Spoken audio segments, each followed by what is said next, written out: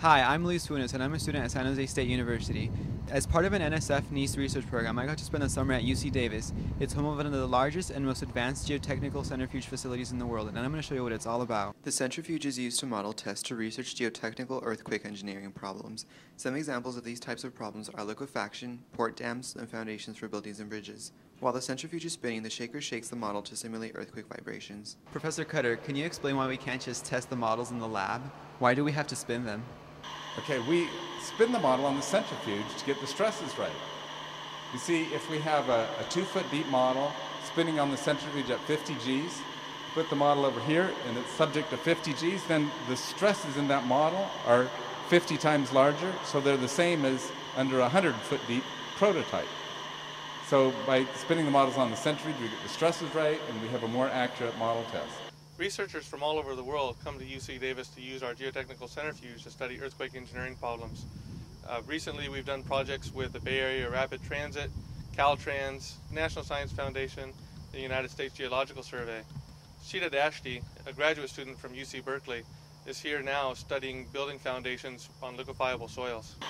We have 3 structural models on matte foundations founded on a thin layer of liquefiable sand, and the purpose is to understand settlement mechanisms of buildings in order to better mitigate building damage.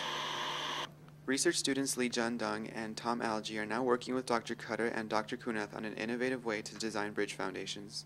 Here is a generic 2-span bridge freeway overpass in Davis. The basic components of this system are the abutment, bridge deck, column supports, and the other abutments.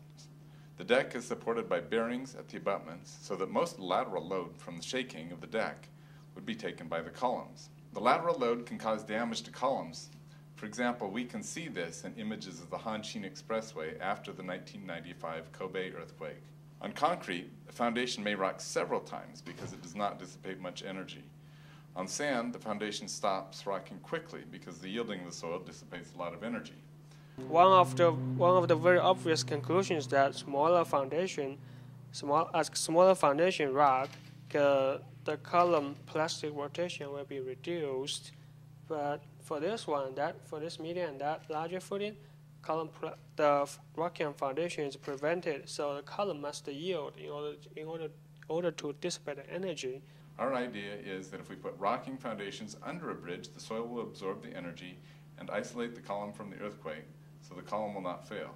Rocking foundations are relatively inexpensive, so we hope to save money and improve safety.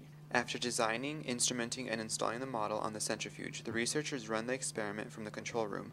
They look at the data during the experiment to make sure everything is working, but will continue to study the results in future months. The UC Davis Centrifuge facility is available to researchers around the world through the NEES network.